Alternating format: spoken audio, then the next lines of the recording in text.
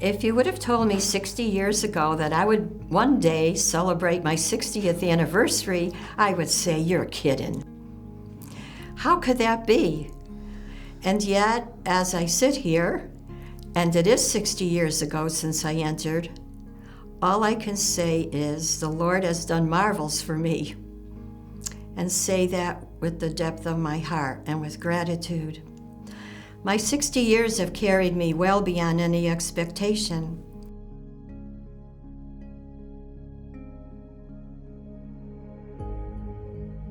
I will never forget the day of my final vows, August 15th, 1969. That it was the day that my dream came true, that I forever gave God my heart. And by the way, I still try giving God my heart, all of it, every day. But that was a special day, a day that I knew God had chosen me. Why, I don't know. It didn't matter that I didn't know why. What mattered to me was God chose me and gave me the grace to say yes. Someone recently asked me what it is like to live religious life. There is a self-giving, a giving of myself, first to the life of the community, and second to the life of God's people. First and foremost through prayer. That's my time with God that I steal from the busyness of the day to just be alone with God. And sometimes there's no words at all. It's just love touching love. And then there is community prayer. And so we come together to praise and worship God wherever we are, whether we're 2 persons or whether we're 50. I would say much of our waking hours for me is either preparing for my ministry or being engaged in it. My life isn't my own. I chose to give my life to the Lord. He chose me first, but I said yes.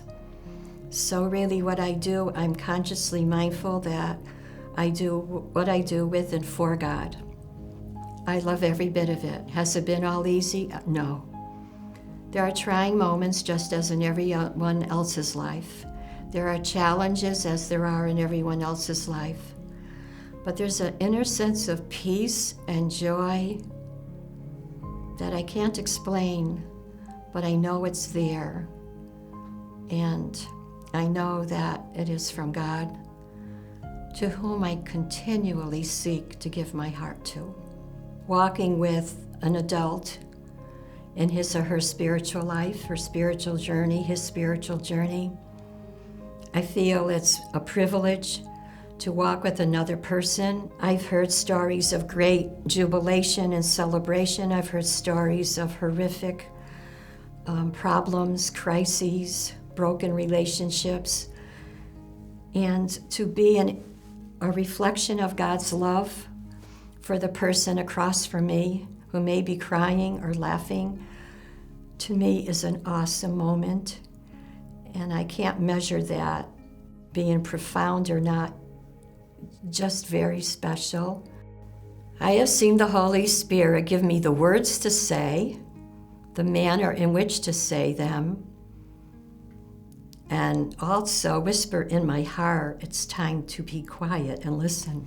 And so when I meet with people for spiritual direction, I am humbled. I am really humbled with their openness, their trust, their earnest desire to come closer to God.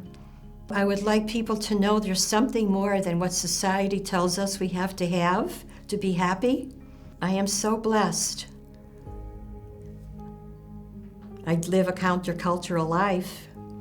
I live a life that says you don't need this, you don't need that, you don't need to go here, you don't need to go here. Or maybe it says, yes, you need this, yes, you need to go here.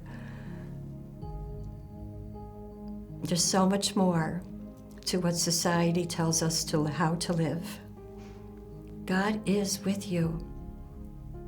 God is with me. God is with us all. God has called us all to different lifestyles. We're on different journeys, but our goal is the same, to forever live in the presence of our eternal God. We live very much the spirit of our foundress, Saint Therese Codier, and she left us with two legacies: to find the goodness of God in everyone and everything, everywhere. The second legacy she offered us was that of her complete and total self-surrender, to surrender all that she had and all that she was to her God. And we as her sisters try to do that every day.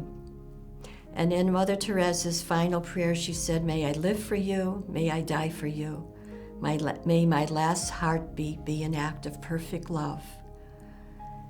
And that is my prayer. It's my prayer for me, but it's also my prayer for my Cenacle sisters throughout the world. As I pray for the church, my deepest and heartfelt prayer is that we would be a loving, merciful, compassionate reflection of God for all God's people, that we would embrace all God's children, not one better than the other, but all deeply and dearly loved by our infinite God. We're living in a time of such strife right now. We're living in a time of anxiety. We hear of hopelessness. We hear of loss of faith. Make us a peaceful people. Make us a people who are on fire with love for you and one another. Make us a people who truly are instruments of your peace, reflections of your love. Please help us to be at peace with one another, with you. That's my prayer.